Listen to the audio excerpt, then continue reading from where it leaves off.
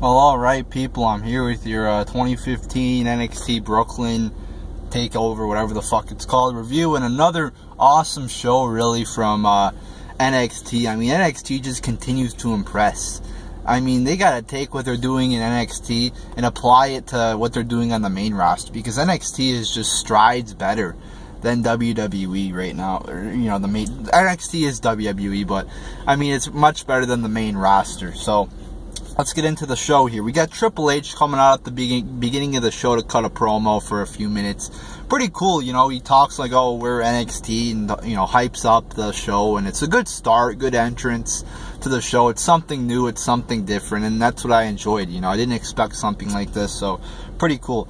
Then we have this Liger guy, or whatever the fuck, you know, Justin Thunder Liger. I guess he's from Japan, defeating Tyler Breeze. Now let's go through the pros and cons of this match. Pro, okay, good match. It was a good wrestling match, 3.5-star match here.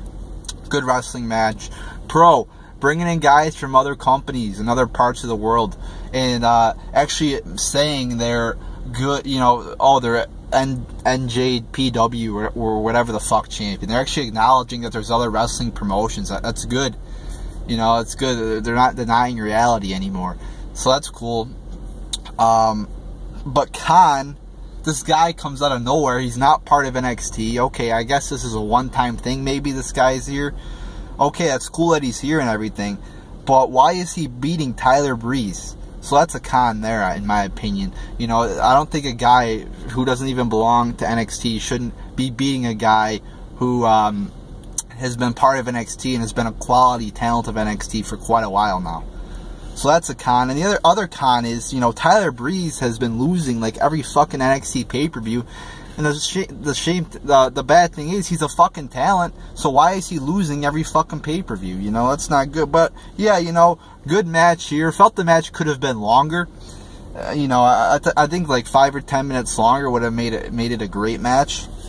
But there were still some good moves in here and shit. So, yeah, 3.5 out of 5 stars. Good technical wrestling. And, you know, that Liger guy is a pretty good wrestler. Then we have the Vaudevillains defeating Blake and Murphy for the tag titles. Good match. Again, good technical wrestling. Another 3.5 out of 5-star match here. Enjoyed the fucking match. You know, let's go through the pros and cons again. Pro, good match. Con, the Vaudevillains? I mean, what the fuck is this? I mean, they act like they're all artsy and shit and proper. You know, I just don't like the gimmick. I mean, I don't get it at all. I mean, what's so good about this gimmick? You know, I don't get the, you know, what's so great about it. I think it's fucking stupid. You know, oh, we're the Vaudevillains and we're all proper. And it's stupid in my opinion, you know? So, I just don't get it. And then there's this blue pants person. I don't know who the fuck this is. I mean, that's kind of my fault though, since I don't watch NXT on a regular basis. But I don't get the obsession with her. You know, it's like I love the NXT crowds; they're great and all, but I think they just cheer for everybody. You know, it's like they don't ever boo anybody. It seems like, you know, and you know, they seem to like everything in NXT. It's like the Vaudevillains aren't something, you know, isn't like a good gimmick. I don't get what's so good about it. I think it's stupid. And then Blake and Murphy. I mean, what the fuck are Blake and Murphy? They're just two guys, literally two guys. And oh, let's think of a cool name. Oh, what's going to be their name? Blake and Murphy. Oh wow, that took a lot of time to think of, huh? But you know, enough of me ranting. It was a good match, good technical wrestling. So 3.5 out of 5 stars. And then we have Apollo Crews defeating Ty Killinger in a pretty boring, pointless match. I don't get the point of this. Why is this on a pay-per-view?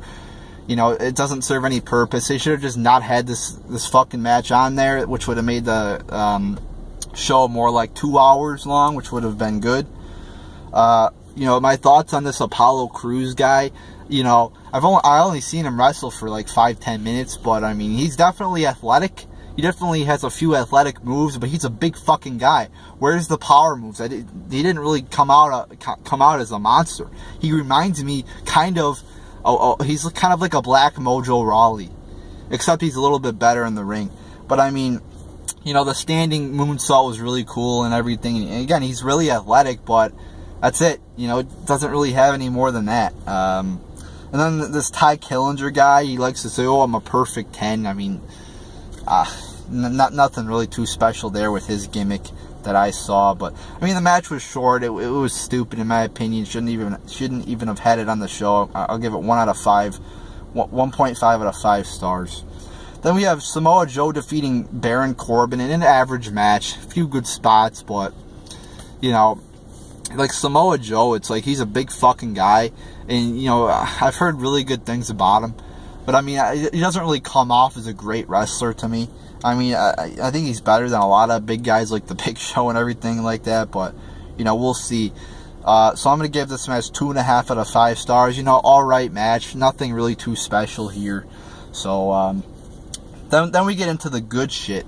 Bayley defeating Sasha Banks, and what a fucking great match this was. You know, great fucking match.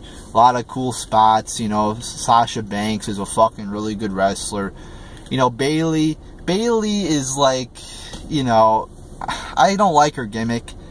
You know, she's like this preppy, she's kind of like a John Cena, like the Divas John Cena. She's like, oh, everything's awesome, and she appeals to like 9-year-olds, and I don't like her gimmick. You know, I think it's fucking stupid.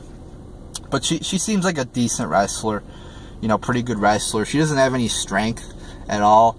But, you know, she puts on some really good matches with Charlotte and now with Sasha Banks. So she obviously has some talent. You know, great match. And then there at the end, you know, they had the 4 girls coming out to hug or whatever, which was cool. And, you know, all in all, a really great match. You know, a lot of good spots, close finishes, whatnot.